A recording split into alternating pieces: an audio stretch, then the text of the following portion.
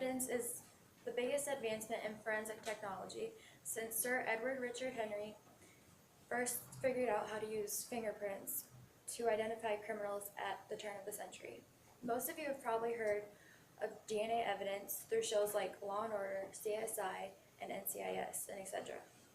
I know that from shows like Law & Order, it is easy to think that DNA is easily processed within seconds with the picture of the criminal up on the screen. However, this isn't the case. DNA evidence takes a lengthy, extensive process that takes months. Again, DNA evidence has been one of the biggest advances in forensic technology. When DNA is present at the crime, it has a much higher conviction rate than when it is not there, making DNA that much more crucial.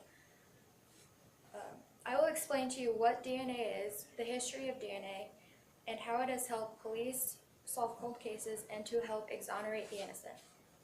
My first point is what DNA is. Most of you have probably learned about DNA in a biology or anatomy class, but in case you forgot, hopefully this helps refresh your memory. DNA stands for deoxyribonucleic acid, which is found in each and every single one of your cells. DNA never changes throughout your lifetime, but did you know that all of your DNA is somewhat similar to each other? The thing that makes your DNA different is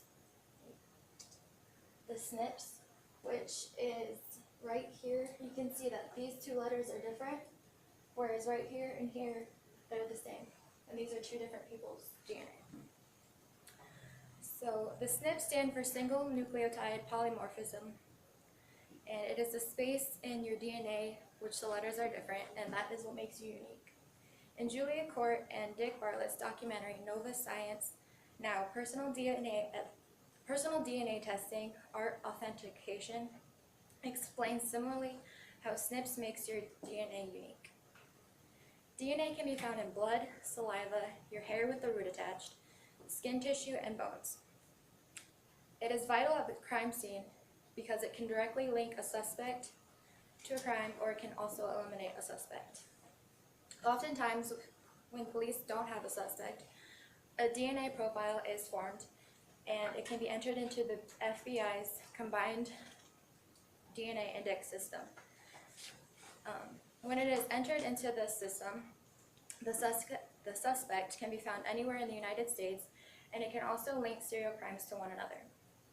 Collecting DNA is a vital process at a crime scene, and it can easily be contaminated or degraded if it is not initially collected or on the crime or on the victim. The Institute of Justice's Understanding DNA Evidence, a guide for victim service providers, explains dealing with DNA evidence is important, and when you collect it, you need to wear gloves, use sterile equipment, and also to avoid touching anything because it could lead to contamination. Now that you know what DNA is and how it can be collected, let's look at the history of DNA. I'm pretty sure all of you probably heard of the Maury Show or something similar like the Jerry Springer Show. But in case you forgot, on the Maury Show, he brings in a couple that has a child together, but the paternity of the child is put into question, either by the mother or sometimes the father. And by the end of the show, you figure out if the child is really the father's or not. And like on the show, this is what DNA was first used for paternity testing. DNA was first used in crime scenes in 1986 when English police asked Alec Jeffreys, who'd begun exploring the use of DNA forensics, to use DNA to validate a confession of a 17-year-old boy who was accused of 2 rapes and 2 murders. The DNA proved that he was innocent, and later the perpetrator was caught also using DNA. In Forensic Magazine's article, The Evolution of DNA Evidence from Crime Solving, A Judicial and Legislative History by Lisa Calandro, Dennis J. Reeder, and Karen Cormier, they say that the first DNA conviction in the United States occurred in 1987 in Orange County, Florida. They convicted Tommy Lee Andrews of rape after DNA testing matched his DNA from a blood sample with that of semen traces found in his first rape victim. After decades, or a decade later, after DNA was first used in forensics, the John Doe warrant was created. This warrant is issued for a person's DNA rather than the person. It is a part of a criminal investigation where there has been no identified suspect and no database match. Calandro and her associates inform us that in September 1999, the district attorney in Wisconsin became the first to use the John Doe warrant. Lastly, DNA evidence has been able to help police solve cold cases and also to help exonerate several innocent people. The Innocence Project was established in 1992 to support rights of convicted felons who want to maintain their innocence. They have been a driving force in supporting this legislation in this area. They have helped to exonerate 321 people since being first used in 1986. People on trial can become wrongfully convicted for a number of reasons. According to the Innocence Project's webpage, eyewitness misidentification testimonies, invalidated or improper use of forensic science, false confessions and incriminating statements, and informants the leading causes of wrongfully convicted people.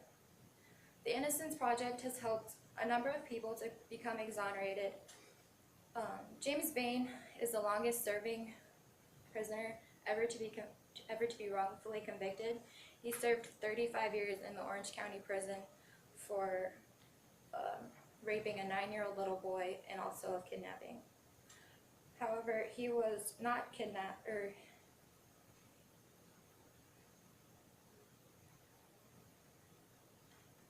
he was wrongfully accused and was released in 2009.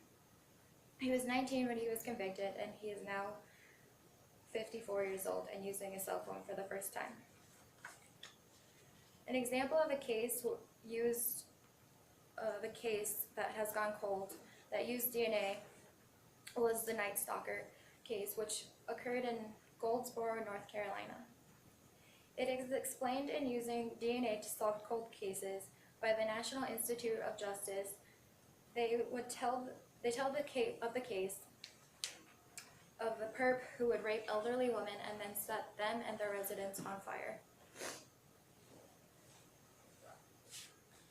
Now that you have a better understanding of DNA history and what DNA is and how it's helped police solve cold cases and exonerate the innocent, hopefully this helps give you a better understanding. Many of you probably know what it is from Law and Order, but DNA has been one of the greatest advances in forensic advancements. Just as technology continues to grow, it'll continue to grow in forensic technology as well.